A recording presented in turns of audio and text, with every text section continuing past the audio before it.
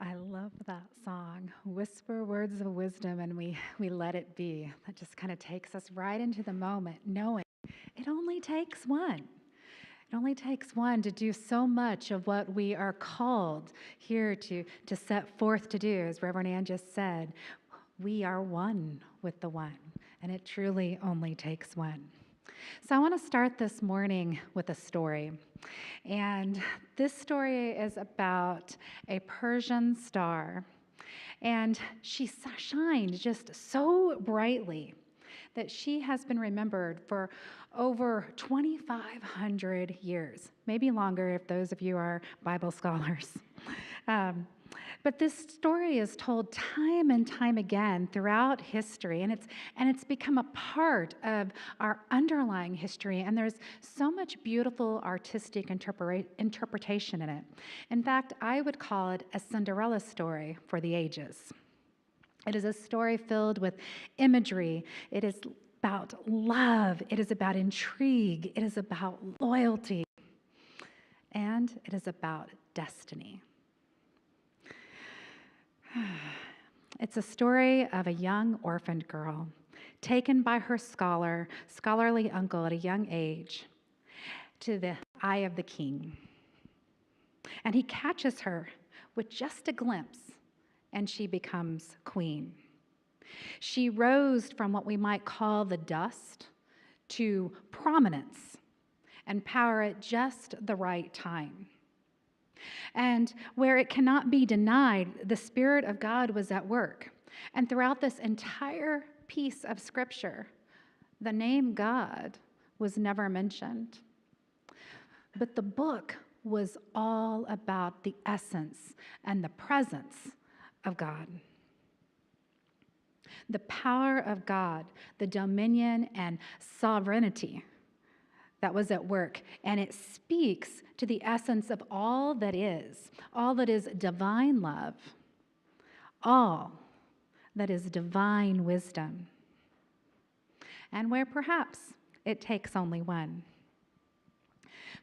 See, for all too often, many of us believe that others are far more important. Do you ever have that feeling where I'm just not enough? We think that others are more capable and they're more talented, and not to mention the gifts that someone else has, I just can't compare to. And so what do? We sit on the sidelines and we think, how can it possibly be me? Well, Queen Esther, so long ago, almost underestimated her power. She questioned, what could she possibly do when all her people were ordered to be exterminated? I mean, completely eliminated, wiped off the face of the earth, removed from existence.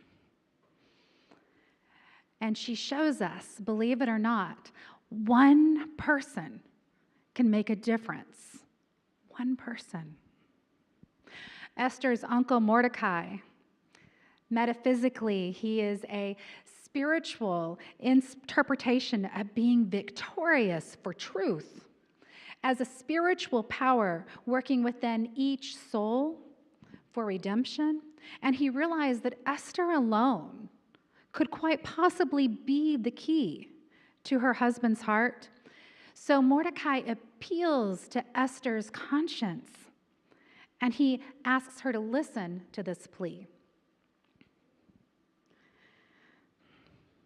If you remain silent at this time, you and your father's house will perish. And who knows whether you have attained royalty for such a time as this? Hebrew word for such a time as this is anah.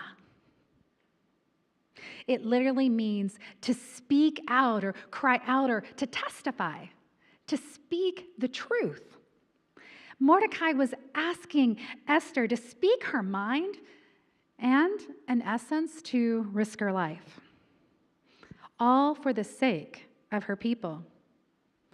Esther knew the consequences, and she knew that if the king had not requested her to come before him, it could literally mean her death. So she replies to her uncle, "All the king's servants and the people of the king's provinces know that for any man or woman who comes to the king, to the inner court, who is not summoned, he has but one law, that he be put to death, unless the king holds out to him the golden scepter so that he may live. And I have not been summoned to come to the king for 30 days. This creates a dangerous position. But she was also in the best place to make a difference. She was beloved by her king. And Mordecai reminded her that she was made the queen for such a time as this. Who knows? Who knows why you pass a certain person on a certain day, at a certain time for a certain reason? Quite possibly, maybe we don't need to know. We simply need to trust. And as we trust, we're listening to the inner sanctum, and we're surrendering to the presence of God that is within, and trusting that there are no accidents, but only what is divine providence. Esther was now in a position to change her world and to save her people from destruction. And she did. She broke the protocol and the status quo, and she risked everything. And she went to the king.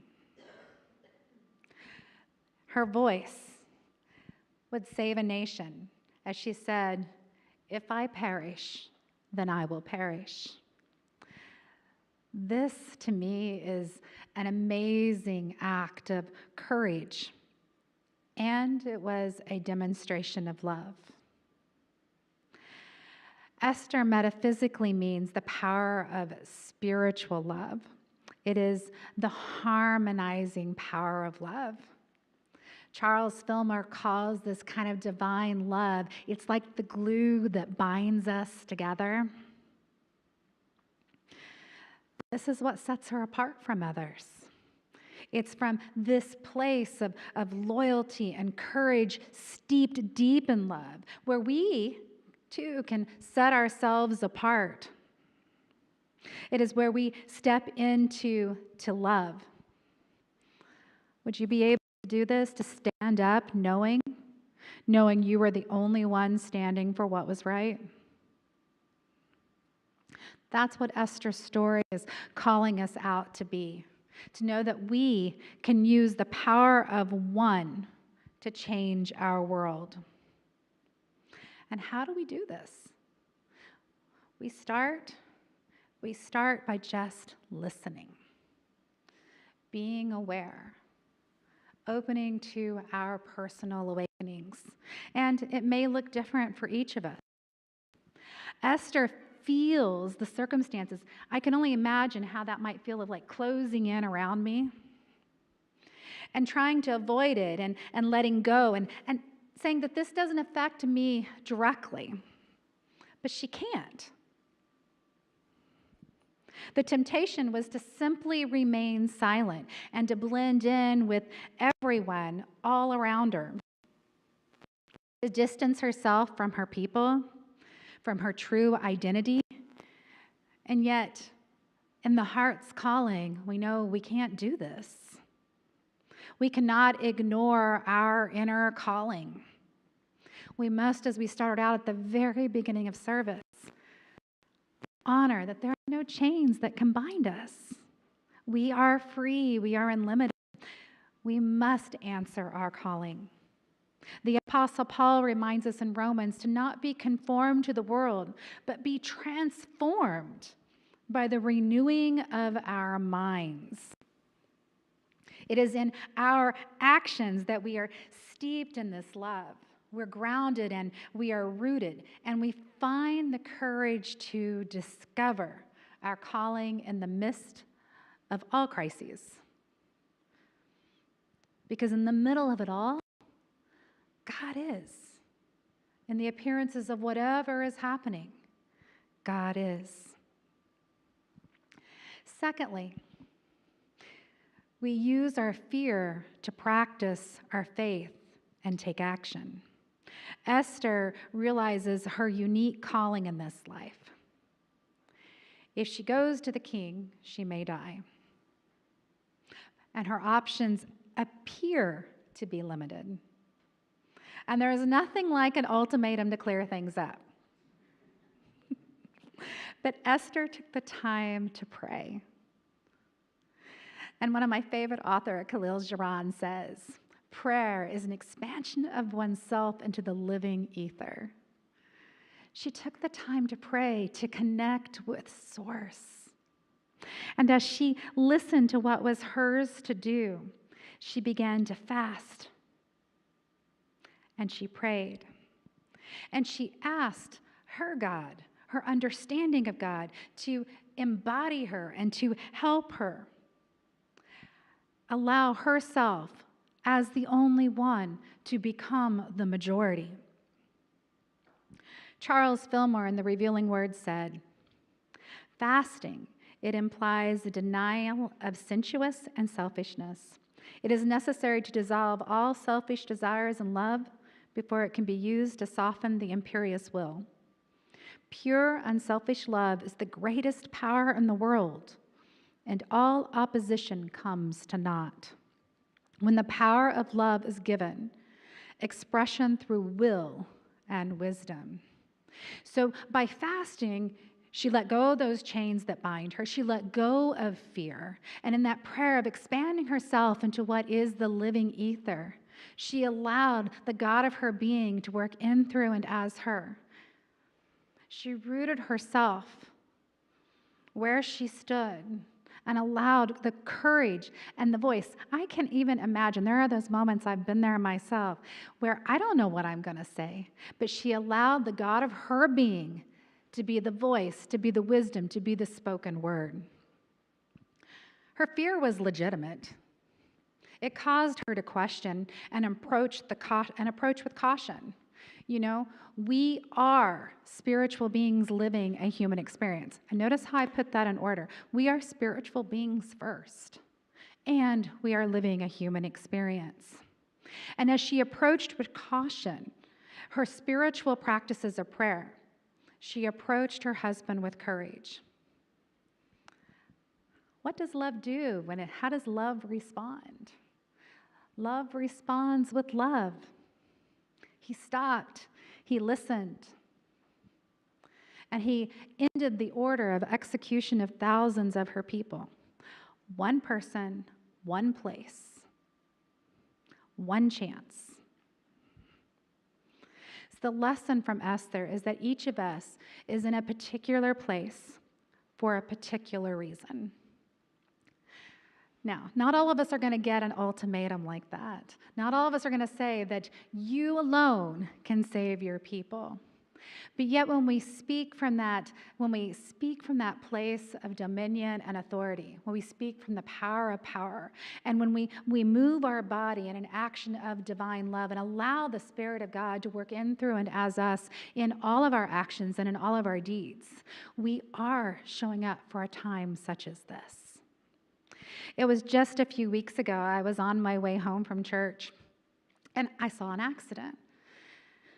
I don't always stop, but this time I was called to stop. So I'm looking for, what do I do and where do I pull? And I pull over, and I talk to the young man, the teenager. And as he's sitting there, he's like shaking. I'm like, I don't know what I want to do. And I'm like, okay, remember, it's okay. God's got this. Your parents love you. They're going to be most worried about you, not the car. Then they might say a few things you don't want to hear. But remember, most of all, they love you. And you're okay.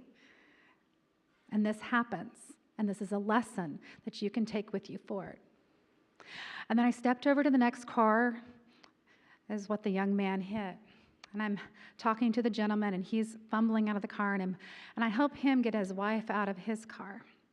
And they had just left from church themselves. And I pull a chair out of my car, and we move her to the chair. And she's sitting there. She's just really shaken. And as I'm sitting there and I'm listening to what do they need right now? How can I be the best presence of spirit? And I said, do you pray? She said, yes, we just left church. So I said, our beloved prayer, the light of God surrounds you. The love of God enfolds you. The power of God protects you. And the presence of God is all around you.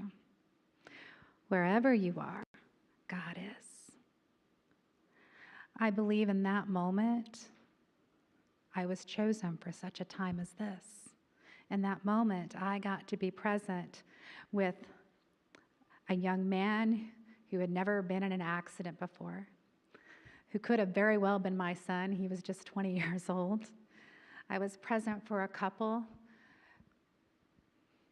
who had just left church, who were shaken and hurt. And I got to show up for me. I got to show up and allow myself to be a vessel in which God was working in, through, and as. So there's so many ways we can show up. So many ways that we are made for this moment. I have another story for you. This one is a little more seems attainable too. I will never, ever, ever forget being at my son's 8th grade championship tournament basketball game. It's the very end of the game. My son, who's 6'7", so you can imagine how tall he was in 8th grade, he gets fouled, and he has to make the free throw. If he just makes one free throw, he can tie the game and send us into overtime. So the room is just as quiet as can be, and you can hear a pin drop in the whole stadium. And as he's bouncing the ball, he throws it, and it bounces off the backboard. And so I'm just holding my breath as he bounces the ball, and it's the second time, and he makes it into the basket. The room uproars in just delight. And I believe he was made for that moment, because in that moment they went into overtime, and then they won the championship 8th grade ball tournament. It doesn't matter how big the action is. It doesn't matter where the action takes you. It's about the wellspring of joy, the love that expands across a room, that expression of consciousness, how it shows up in and through the lives of all of those around you when you realize it only takes one. Think about those moments, how you have personally changed someone's life. And if you don't think you've done that just yet, I invite you to just close your eyes for a moment. Possibly place your hand on your heart. And as you do, you feel that beated cadence,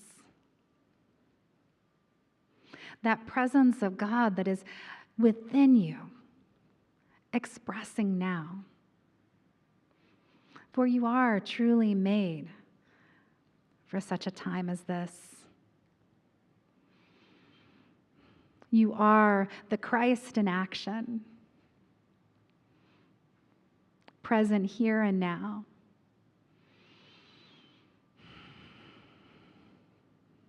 In this way, we know we change lives of hundreds, of thousands of people, of those that we may not even yet know, simply by our breath. Because when we touch one person, even when we just touch ourselves, that magnifies tenfold. Because that person may touch another, and that person touches another. Until at one point, it exponentially touches the world. This week, This week, your challenge is to be open, to be awake to those moments where you are changing lives, where you are present to the presence of God that is within you, calling you forth, and knowing that those moments are changing lives forever and for the highest good. So I invite you all to stand up for just a moment. And I invite you to repeat after me. I am not alone. I am worthy. I am here by divine appointment. And I am made for such a time as this. Thank you. Thank you. Never underestimate. It truly only takes one. Blessings.